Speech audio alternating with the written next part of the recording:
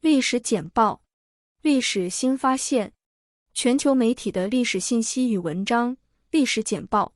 历史学家认为人工智慧已经入侵了人类文明的操作系统。经济学人，人工智慧 AI 操纵和生成语言的新能力可能威胁到人类文明。历史学家、作家和哲学家 Yuval Noah Harari 警告说，他认为人工智慧已经入侵了文明的操作系统，因为它表现出比人类传统上更强大的改变与图像和声音相关的语言的能力。一旦非人类的智力变得比普通人更擅长讲故事、创作旋律、画图像以及写法律和经文，忘记学校论文，赫拉利说。这位历史学家认为，我们的文化和交流，特别是在人权、法律和宗教问题上，都是语言的人工制品。虽然已经讨论了人工智慧对学生论文的影响，但赫拉利表示，在假新闻、经文或邪教等政治内容领域，人工智慧可能会产生深远的影响。此外，人工智慧对语言的操纵可以创造亲密关系，影响情感，比人类更快、更有效地改变世界观，这构成了重大风险。总的来说，赫拉利认为人工智慧可以产生新的想法，一种新的文化，可以塑造和取代人类历史，因此他呼吁在公共领域对人工智慧进行监管和控制。他认为，就像制药公司不能通过测试其短期和长期副作用来发布新药一样，科技公司也不应该在没有安全的情况下发布新的人工智慧工具。从长远来看，部署不受监管的人工智慧可能会造成社会混乱，并破坏人类对话的意义和民主本身。地球及其人类的脉动描述。澳大利亚时代报，彼得·弗兰科潘 （Peter Frankopan） 的著作《地球转变》。一个不为人知的故事追溯了世界自然灾害的历史，以及它们如何塑造了人类历史。这本书开始于1500年前，当时一系列火山喷发导致大气中的尘埃面纱，导致阳光和温暖的丧失。作者通过唐代编年史、中央邦的耆那教文本、丹麦的祭祀遗址和科罗拉多高原的普维布洛恩考古学等，追溯了这种现象对人类的影响。弗兰科潘讨论了这些灾难之前的世界历史。人类利用良好的气候条件建立贸易网络并建造城市。然而，世界互联互通受到气候变化的影响，导致快速而戏剧性的变化。弗兰科潘认为，科学家将气候档案置于上下文中，以了解人类历史至关重要，并指出厄尔尼诺南方涛动如何影响人类历史。改变的地球不仅关乎地球的历史，还关乎物种历史，追溯网络化地球的脆弱性和机遇。埃及艳后是黑人吗？网飞剧集的争议到底是关于什么的？多伦多星报，关于西元前51年至西元前30年在位的古埃及女王克利奥帕特拉种族的争论在预告片发布后再次爆发。该剧集由英国演员阿黛尔·詹姆斯扮演，他是混合血统，扮演这个角色。埃及人对他们的祖先的外表有着深刻的了解，并感受到了对法老遗产的拥有权。他们抗议将詹姆斯描述为身份盗窃，声称他促进了旨在扭曲埃及身份的非洲中心思想。与此同时，其他人指出克利奥帕特拉是希腊和埃及血统的产物，这意味着他既不是黑人也不是白人欧洲人。祖先的热潮，我一直都知道我有一种天生的惹恼人的能力。澳大利亚时代报，家谱是一种日益增长的消遣，是众多真人秀节目的主题。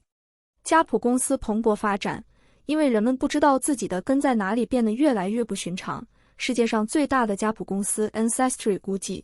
全球有超过3000万人接受了 DNA 测试，同比增长 60%。来自多伦多约克大学的裘利亚·克里特 Joel Crete 将其描述为家谱驱动。这是一种存在主义的追求，让人们理解他们在世界上的位置，承诺减少对我们无足轻重的焦虑。虽然每种文化都有一个创世故事或与它认为起源的人有关，但人们普遍希望某人的祖先可以追溯到重要的人。家谱研究也长期与优生学、阶级歧视等伪科学概念联系在一起。澳大利亚政府过去曾用它来歧视非白人族群。国民信托必须超越文化战争。金融时报，英国国民信托面临政治和社会压力，要求对有关英国殖民历史及其在奴隶制中的作用的辩论作出回应。那些认为在信托对历史遗址的解释中忽略了历史的这些方面的人，被那些坚持认为信托正在稀释良性统治阶级遗产的人所反驳。随着关于殖民主义赔偿的争论变得更加普遍，这一论点可能会变得更加复杂。无论争论的结果如何，这篇文章最后都认为历史解释总是持续的，有价值的东西会随住时间的推移而变化。过去 Revox 及其被毁坏的西多会修道院是对新教战圣天主教的致敬，今天它会更多，或者至少不同。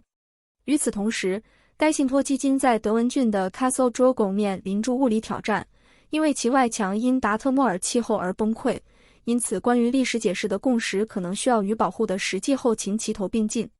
无论论点如何发展，信托都可能会继续尝试扩大其吸引力并更新其解释。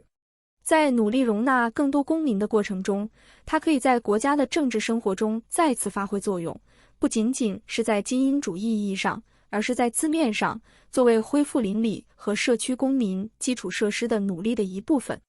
归根结底，像彭林和凯德斯顿这样的地方，以甘地的凉鞋和庆祝印度的话作为特色足够重要，以至于我们可以接受他们的矛盾，并放弃历史可以提供铸铁答案的观念。我们也参与了这场戏剧，因为我们决定什么重要，什么不重要。我们需要听到关于东德的整个故事。金融时报历史学家卡加·霍耶 Katja Hoyer 写了他的书《墙外 Beyond the Wall》，以取回1990年不复存在的德意志民主共和国 GDR， 作为德国历史上一个令人不寒而栗的角注。批评者认为，霍耶的做法软化了残酷的独裁政权的边缘，这重读财政权压迫和围强了公民。霍耶意识到这种批评，并认为压迫的经历和世俗的日常生活并存，不需要并列。霍耶希望为加深对东方的了解做出贡献，以克服该国的社会和政治分歧。文章最后认为，在这个现在分裂的国家，差异仍然很明显。社会和政治调查显示，酗酒对俄罗斯的态度和旧地图仍然存在。美国内战也是加拿大的战斗，我们站在错误的一边。加拿大环球邮报在美国内战期间，加拿大是邦联特工的避风港，他们发动跨境突袭，洗钱并密谋反对联邦。记者兼作家朱利安·谢尔在环球邮报上写道，加拿大在冲突中发挥了重要但鲜为人知的作用，因为北方和南方都将其视为反对派的行动基地。虽然成千上万的普通加拿大人加入了联邦军队，但该国的许多精英，包括政治家、商人、教会领袖和记者，都支援邦联。谢尔认为，加拿大需要面对自己不舒服的历史，包括报纸对支援奴隶的南方比对林肯的北方更友好的方式。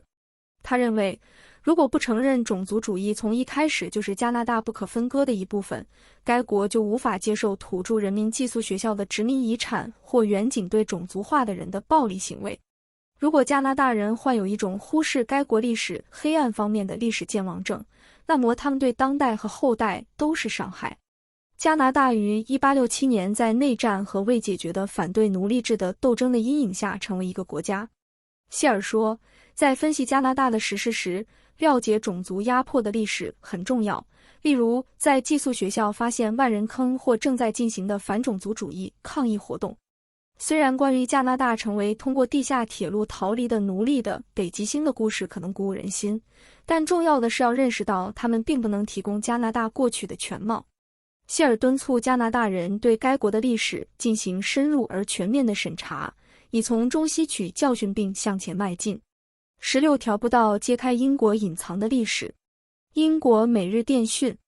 漫步者协会一直在跟踪和记录英国乡村的路径和小径，以防止英国的历史被遗忘或纳入开发商的计划中。